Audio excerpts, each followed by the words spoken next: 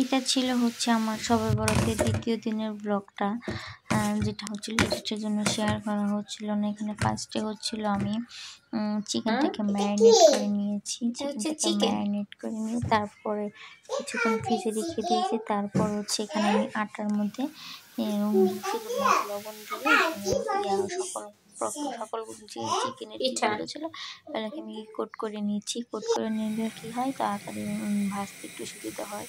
সেই জন্য আমি একটু আগে থেকে একটু কোট করে নিয়েছি। এখানে একটা আমি প্যান বসিয়ে দিলাম, এখানে আমি কিছু তেল দিয়ে দিয়েছি।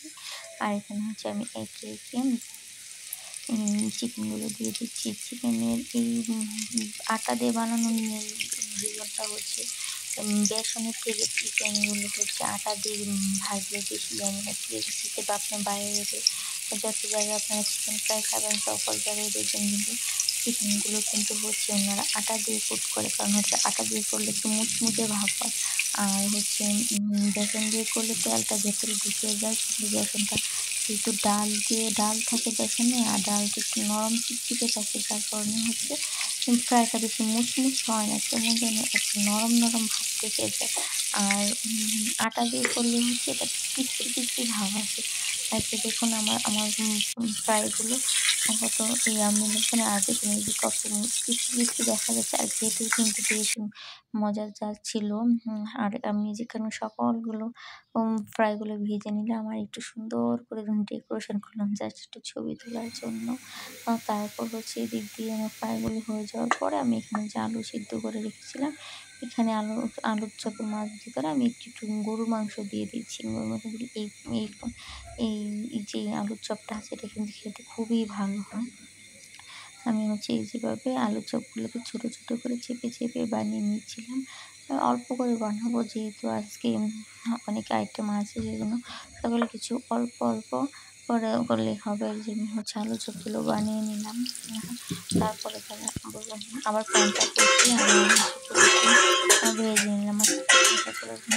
একটু কমই করবো। আর হচ্ছে আমি এখন তো রাত্রেটা দিবে ছিল যেটা সেটাকে গরম করে নিয়েছি, এই দিয়ে মুড়ি দিয়ে মাখা করবো।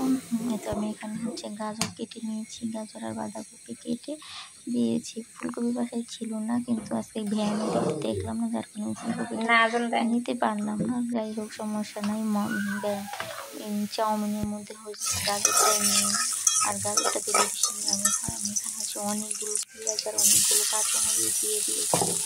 দিয়ে একটু হালকা ভাজা ভাজা হয়ে যাওয়ার পরে আমি টমেটো কেটে দিয়েছি। এখানে আমি দুটো টমেটো দিয়েছি। যেহেতু আমার অনেকটা চাউমিন, বড় প্যাকেটের চাউমিনটা করে দিয়েছি, আর এখানে একটু লবণ দিয়ে দিয়েছি, তাহলে তো টমেটো তাড়াতাড়ি গলে যাবে। যেহেতু এখন টমেটোর সিজন আছে, সেই জন্য আমি টমেটো সসটা ইউজ করছি না। আর এখানে সামান্য একটু সয়া সসও দিয়ে দিয়েছি, যেটা আমি এখানে দেখাতে পারিনি। তারপর হচ্ছে যে এখানে টমেটোটা কি দেখছেন, লবণটা দেওয়ার সাথে সাথে টমেটো কেমন একদম গলে গিয়েছে। তো এখন হচ্ছে আমি এটাকে একটু ভাজা ভাজা হয়ে যাওয়ার পরে এখানে আমি হচ্ছে ডিম দিয়ে দিব। আর ডিমটা দিয়ে আমি এই মশলাটাকে আর একটু ভাজা ভাজা করে নিব। ডিমটা ভাজা ভাজা হবে, তারপর হচ্ছে চিকেনটা সরি চাউমিনটা খেতে মজা হবে। আর এখানে হচ্ছে আমি চাউমিনের একটা যে মশলাটা আছে সেটা মশলাটা দিয়ে দেওয়ার পরে হচ্ছে দেখুন আমার একটা কত ভাজা ভাজা হয়ে গিয়েছে। এটা একটু যত ভাজা ভাজা করবেন হচ্ছে আপনি নুডলস বা যেটাই রান্না করেন সেটা খেতে হচ্ছে খুবই ভালো লাগবে। এই জন্য হচ্ছে আমি এখানে একটু সুন্দর করে ভাজা ভাজা করে নিলাম। আর এখানে হচ্ছে আমি চাউমিনগুলো দিয়ে দিলাম। চাউমিনগুলো দিয়ে দিচ্ছি। এখন আমি এখানে উল্টে পাল্টে নেবো, আপনার নিলে কিন্তু আমার হয়ে যাবে। এই তো হয়ে গেল হচ্ছিল আমার আজকে দ্বিতীয় দিনের ইফতারের সকল কিছু আয়োজন। আমার ব্লগ ভিডিওগুলো যার কাছে ভালো লাগে অবশ্যই আমার ভিডিওতে একটা লাইক কমেন্ট দিবে, আর ফলো করতে কিন্তু কখনোই ভুলবেন না। আর ফলো দিয়ে রাখলে হচ্ছে আপনার ফোনে আমার ভিডিও পোস্ট করার সাথে সাথে হচ্ছে আপনার ফোনে নোটিফিকেশনগুলো চলে যাবে, যাতে হচ্ছে আপনি খুব সহজে আমার ভিডিওগুলো দেখতে পারবেন। আর এরকম নিত্য প্রতিদিনের ভিডিও দিতে কিন্তু আমার পেজটিকে ফলো করতে কখনোই ভুলবেন না। আর এখানে রাখছি, আবারও দেখা হবে অন্য কোনো এক ভিডিওতে। Thank you more for watching. আল্লাহ হাফিজ।